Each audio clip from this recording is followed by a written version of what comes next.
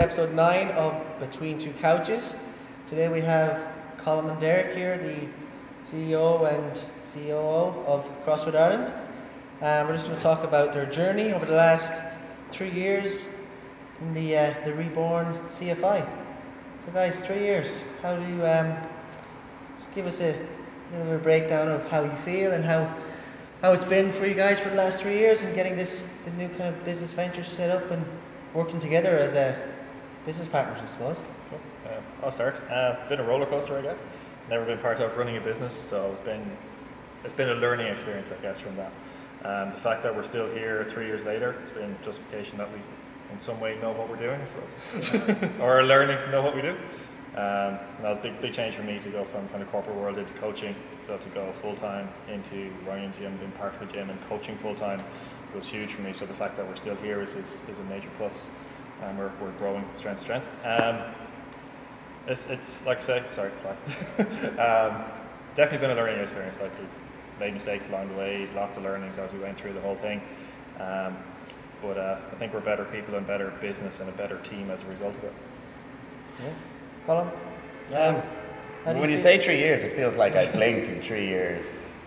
3 years just took place, and I got a lot of flashbacks there to sitting in Derek's kitchen and even just trying to plan out the gym. And myself and Derek viewed the gym from two different angles. So when we wrote up our little floor plan for the gym, like you'd have to say, no, that doesn't make any sense. And it was like, because I was looking at the gym from that angle and Derek was looking at it from the roller door. So they're small little things you have to, or you don't have to, you get to overcome and figure out how to work together.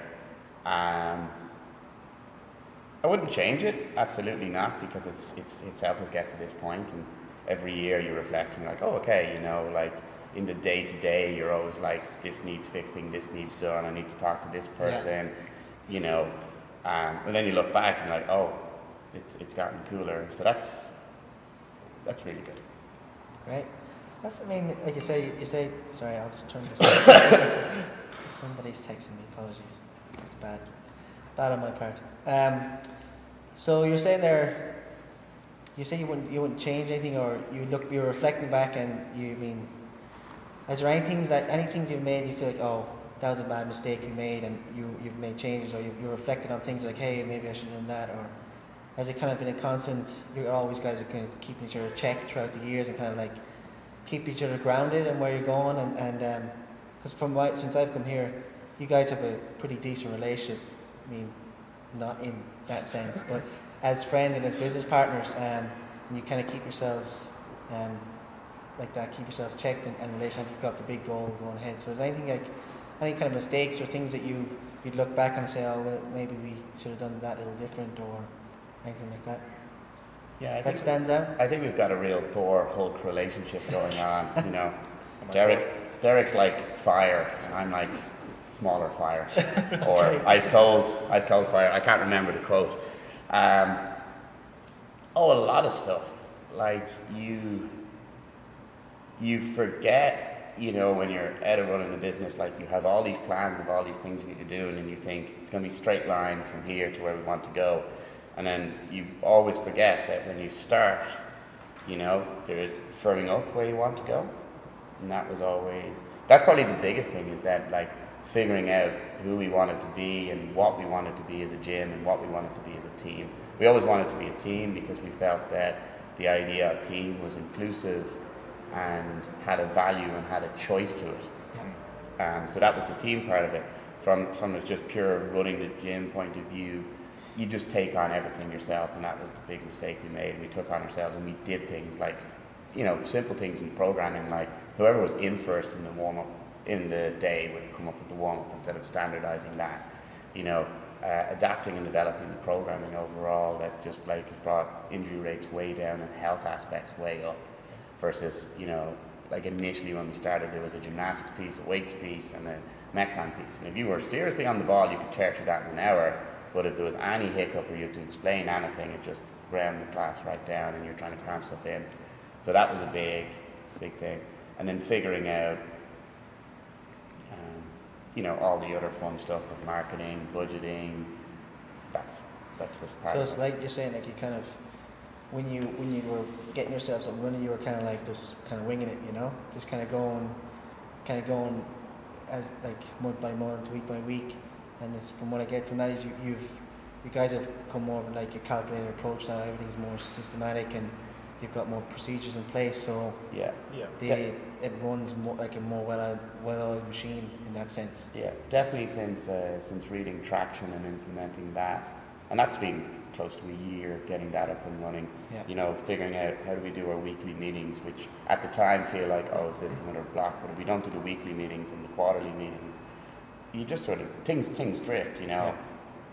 So that was a good thing. Yeah, it's like, oh, that was a really good idea I had today, and then 2 weeks time you've forgotten it because there's no follow-up to it or no procedure for it. And like you're saying, like it's not that we were like exactly winging it, but at times it could have felt close to it. Yeah. And the more and more you do things, the better ways you learn to do it. Write it down, procedurize it, and then refine that as you go. It's not like we've done everything now, we know exactly how to do everything. You're learning the whole time, but we're getting better at it now. Kind of everything is laid down. It's like this is the way we want to do it. Yeah. A big lesson along the way as well is like who we want to be along the way and who we want to be when we get there, or such. For anyone listening, I've air quoted. It's like in setting out our team values, like coachable, enthusiastic, and team players. Like all of us, be people on the team, coaching team, and the team itself in terms of the athletes that are in here. And it's not just a case of want to get from A to B and then like we're done. What do we want people to get from it as we're going there? What do we want the people that are in the team, again, both coaching and athletes, to get from it? And who we want to bring into the gym, I suppose, as well. Like who will fit into the team better, and as a result, then they'll get more from it. So, like being true to who we are, and kind of we spend a long time thinking about and writing out who we want ourselves to be and what we want to aspire to be. And the more we can aspire to be those 3 traits, like coachable, enthusiastic, and team players, the more we're going to get out of it. And likewise, anybody on the floor is going to get more out of it too. So being true to that on our journey, I guess, like we're never going to just get there. So that goes beyond circuit. That does kind of like, just to touch on that point, like the word team, it's constantly you're referring to it. Yeah. And in that sense, what I can get from what you're saying is, it goes beyond just the burpees and the pull-ups, and in those values, we're trying to kind of help people inside and outside the gym as such. You're trying with those values, being coachable, enthusiastic, team players, giving people more support as well. And I mean, I can say that you're doing a good job. From my perspective, I've joined the team since September last year, and I can definitely see that that's a big thing we're pushing, and we're helping people not just to get fitter, but also happier outside the gym walls. It's very common. Well, just one thing, the values grew out of the gym. It wasn't like you don't look at a list of values and go, oh, I want that one. Yeah. It grew out of the best aspects of the best things we've done in the gym together. That the values grew out of the gym. It was like, we found what the core of our people were. Yeah. And I like, when people exhibit these traits, and we all fall down all the time. It's an ideal. It's this idea of perfection that we're all chasing. And we'll all have days where we're not as coachable, and you'll give me a cue, and I'm like, okay, and you're a little tired, you're not enthusiastic, or sometimes you're too bogged down in your own stuff, that you can't be for things. So they grew out of the people here. Yeah. We just eventually figured out a way of codifying it and formalizing it. There's air quotes for people who are listening. I didn't realize we had to say that. Then you're trying to nurture and harvest that thing too. And the big thing behind the idea of the team is if you reach a point where you're a team player, all your needs and all your insecurities are taken care of.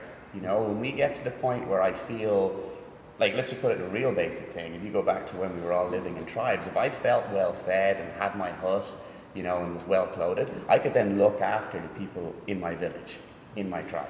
So if I feel like I'm cared for here, if I feel like, I am reaching my goals of getting fitter, I am more confident now than I used to be, I suffer from less anxiety because I have this safe place to be my best self, I can then help other people. You can't help anyone if you're, real extreme. If you're starving on the street, you can't really donate and help someone. You're only looking out for yourself in that kind of circumstance. So that's why focus on the emphasis on team, because when we try and strive to get to that level where I can help someone either by, pushing them in a Metcon, I can help them just by, saying hi when they need it. I can help them by telling them, dude, you're not getting your chest to the floor in the burpees, or you're not right parallel. Like, it doesn't always have to be rah, let's pretend everything's fantastic. Yeah.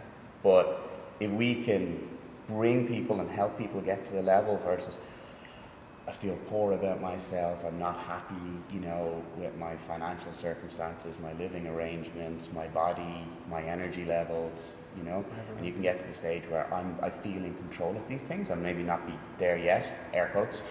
Yeah. And then you can bring other people on. That's the whole point, like the greatest achievements are, seeing someone saying, I feel more confident, I feel happier, I feel part of something. I love coming here. I used to never love coming to the gym. That's the greatest achievement. Yeah, they're the big PBs, as kind of for yourself, from your perspective, they're the kind of success stories and PBs you're more proud of, I suppose, rather than the 100 kilo snatches or the Fran PBs. You're on about the people that have come from maybe insecurity or anxiety, and they've come out themselves and they feel like they have a support structure here in the gym, and they're able to come and work on their health and fitness and happiness. Yeah. All three. And I guess the good thing about it as well is, like, the more you think about it, you don't always have to actively think that that's what you're trying to achieve. Yeah. You can walk in, it's like, I want to get fitter, I want to get healthier. And then the mental side of things starts to happen as well if you're in a team of people looking to do the same thing. Yeah. Like, there's days you walk in, you've had a bad day at work, and the team's there to support. And then likewise, someone else walks in the next day, they've had a bad day, you're there to help and support. So, it doesn't have to be the thing that's top of your mind, but you're getting the benefit from it anyway. So guys, it's been 3 years. Have you got any ideas on your goal, where you would like CFI or the business to be in the next 3 years? To be suitably vague, more of what it is. Okay. So Like, more of what you got. Being honest, like a bigger version of what we're currently doing. Yeah. Like the things I would change are numerical and, the amount of equipment, that kind of thing. But what we have, So, more skiers, is that what it is? skiers is more column, I think. Skiers, yokes, all Again, the fun stuff. I'm not going to turn down the equipment. I love having stuff. But what we have in terms of the team, grow that, and then just grow the equipment to supply them what they need to train with. Mm-hmm. That's kind of it. Yeah, try and excel in those 3 areas even more. Like the pride of the fact is that you could have a day when you're helping someone get that snatch PR or 100 kilo clean and jerk where they struggle to deadlift. Getting that is the same pride as getting someone who's like, I could not do CrossFit. There's no way I could do it. I'm not fit enough. I'm too overweight. I have too many back and hip issues. I'm too weak. Whatever you feel your roadblock is. Showing someone, oh wow, I can do a push-up, this is how I modify it, and that's how it progresses all the way up to this magical thing. I saw that girl do like a handstand push-up when I walked in here, and I see this person and she's running so much faster than me, or he's able to do bar muscle-ups and I'm doing ring rows. Yeah. So if we were able to speed up that process as well, it's like get people to much stronger levels of performance, but also have their weight loss goals achieved quicker, and make people feel, or help people feel part of something.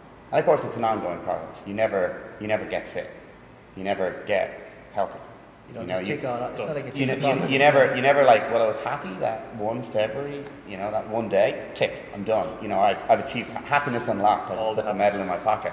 It's something we work on, but if we can expand the good and then minimize our slip-ups where we, forget to tell each other how to program properly, or, forget to pass on things that someone needs a little bit more help. So as a coaching team, we can help the wider team, with that, and then help everyone reach higher levels of happiness, I guess. Suitably vague. Very vague, yes. But it's good. All vague answers. All right, gents, that's about it for today. Any last comments you want to say? Any thanks you want to give for your journey from last 3 years? Any certain people maybe you want to give a shout out to? I want to thank everyone who